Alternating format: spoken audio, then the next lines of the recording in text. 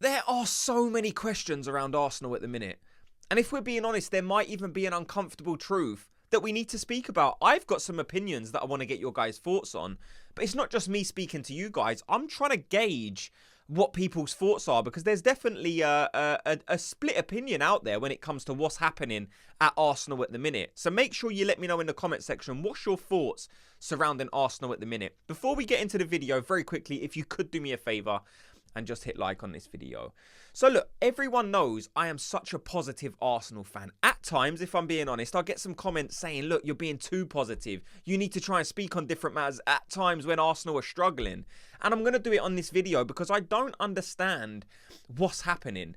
Like, there's only so many times as an Arsenal fan you can say, it's not our day today. Do you know what? It's not our day. Because when is our day going to come? We've had less days than February. Like, something at Arsenal is going on. So I need help trying to understand what it is. Like, it's almost, in my opinion, like Arsenal have kind of transformed into this team that was this flair team, this attacking young football team, always out there trying to score as many goals as possible.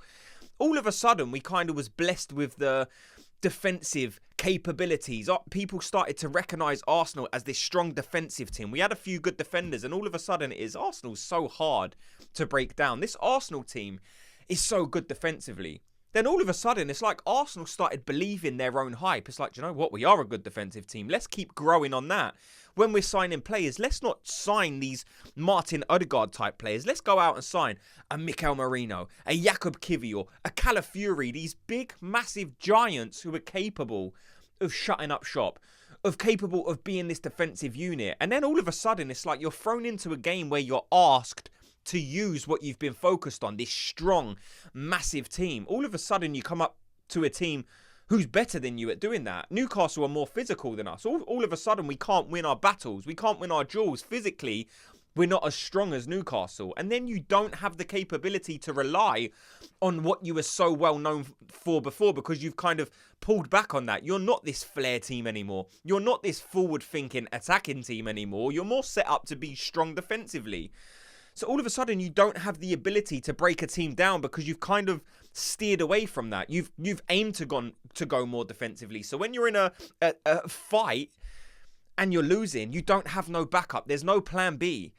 It's just so frustrating. Like, look, I'm going to speak about some players, and I don't want anyone to think that I'm calling them out in this video, or that I don't think this team's good enough, or that I've got hate towards this player. I like the Arsenal team, but we can have conversation around some players. In every single walk of life, if you're not doing good enough, people are allowed to have an opinion on you. And whether you like it or not, that's just life.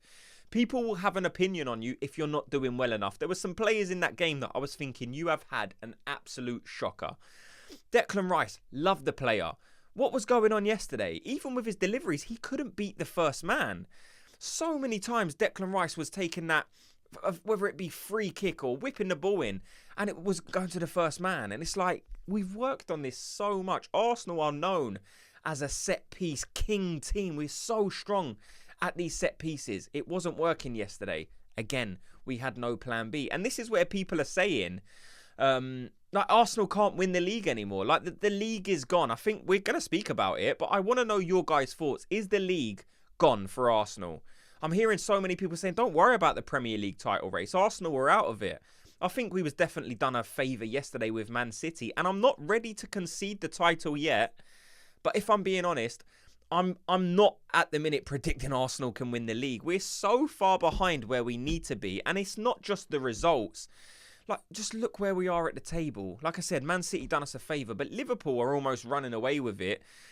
We need to basically almost be perfect going into the end of the season for us to have a chance. And it's not going to happen if we're being honest. We need to all of a sudden come into form and then not lose a game. The winners of the Premier League last season lost 3 games. We've already lost 2. And it's not even the middle of November yet. It's nowhere near Christmas. We've already lost 2 games. Man City only lost 3 all of last season. And that is an uncomfortable truth. Arsenal might already be out of this title race. Let me know your guys' thoughts on it. Can Arsenal still win the title? Another interesting point that someone said to me. I got a text message last night, and it said, what's your thoughts on Yuri and Timber? Because in this guy's opinion, like, he doesn't seem to be an upgrade on what we have. We was kind of sold this vision with Jurriën Timber, that he will be the next stage, like the upgrade on Zinchenko. And although I do still think he's a better player than Zinchenko, is he a better player than Calafiori, what we've already got? Kivior, what we've already got? Tomiyasu when he's fit? Like, he is a good player to have in and around the squad, but maybe at the minute we're not seeing that next level that we thought we was getting with Jurriën Timber. Now, we did see Zinchenko come on in the second half yesterday, and he actually struggled quite a bit. Like, Zinchenko wasn't great. He almost slowed the game down at a time where we needed to speed it up and get things moving and just attack. It wasn't happening, and Zinchenko slowed it down a bit more. So like I said, I do think he's an improvement, but there are some question marks surrounding Timber still. Not that I don't like the player, but is he that next level, that world-class left-back that we was looking for? I don't know. I just thought it was an interesting thought that guy brought up to me. So let me know in the comment section. We've also got Martinelli. He seems to be struggling, and this isn't even a new question with Gabriel Martinelli, is it? Like, if we had another out-and-out left winger, Martinelli wouldn't be playing. Trossard, after yesterday's performance, wouldn't be playing. Sterling doesn't seem to be a great signing so far. So it's like these players are all struggling, but we don't have anyone to come off the bench to improve on that position, to be that next level guy that we're looking for. And it's just like, Nwaneri come on and tried his best yesterday, but maybe we saw in that game why Mikel Arteta decided to not start him. And it's almost like he was thrown in the second half and said, please just try and save us here, like try and do something. And although he was trying his best, although he was probably the player that you looked at and thought, oh, there's a bit of spark there, he did still struggle in a midfield for Arsenal that struggled against a midfield for Newcastle that seemed so strong, that seemed so dominant. We was losing all of our duels. Like I said, at times we had Marino, Declan Rice in there. We was still losing our battles. Second half, we had Thomas Partey in there. We was still losing our battles. So it was a difficult game for Nwaneri to be thrown into. And before the game, I was saying I wanted to see him start. I got it wrong, because he wouldn't have made that much difference, in my opinion, if we started him. It was just a game where we was second best in all departments. It's like we lacked the hunger to try and win the second balls at times. And it's just like we lost the midfield battle. We basically lost every battle, because on the wings we struggled to break down Livramento and Hull. In midfield we struggled with Bruno Guimaraes, Joe Linton at times dropping in there. Willock even had a good game. And it's like, we should have the players or the game plan to beat this Newcastle side. We struggled here last season. We struggled here this season. We know it's never going to be an easy game, but do Arsenal lack that plan B? Havertz, I don't think we can blame Havertz for yesterday, but I don't know really what his position was. Was he a striker? Was he a left winger? Was he a cam? Was he a CDM? He was in every single position but up front. Now, that is because he was obviously looking at the game and saying, we're struggling in midfield. We're struggling in these areas, so I need to try and drop in to cause an extra man, to try and help out in those areas. But when you do that, you lack that striker. Like I said, in the end, I don't think it would have made a difference anyway. But it was just a game from Havertz where, although he weren't the worst player, I was like, where are you playing? Like, you are everywhere. And in the end, we ended up doing nothing.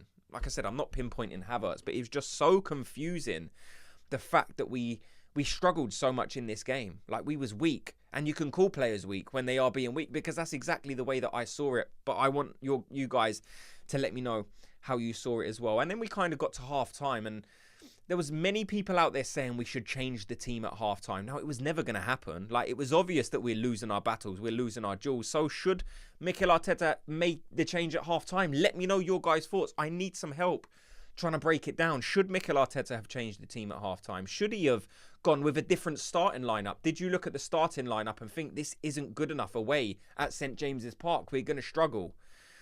Like I said, it leaves us in a awkward position now in the Premier League. Like, it leaves us in an awkward position now to win the title. Like, in my opinion, I'm not focusing on the title. I just want to get a run of games together where we're actually playing good football. I want to see the Arsenal of last season and maybe the season before, where we was this young, dynamic, attacking team. I don't want us to be this focused, defensive shape that concedes hardly any goals. That was last season. This season, we've got the same personnel. We brought into our own hype, and we're conceding far too many goals. We've almost said last season was it was an outlier. Like, we conceded so few goals. So we've set up this season to try and be the same team as last season, and it's not happening. We need to get that dynamic, young, forward-flowing attack back, the flair. We need to be scoring 4 or 5 goals. I understand it can't happen every game, but the way that we used to play used to give us a chance to win games. Now we're just setting up to not lose games, and it's difficult because you will always come up against a team that's stronger than you, that's bigger than you. So if you're relying on only that, then I think you're going to struggle. Like I said, let me know your thoughts in the comments section. Thanks so much to everyone for watching and listening. If you could do me a favor and just hit like on this video, just like it and subscribe, and I'll speak to you all in tomorrow's video. Gooners, have a good day.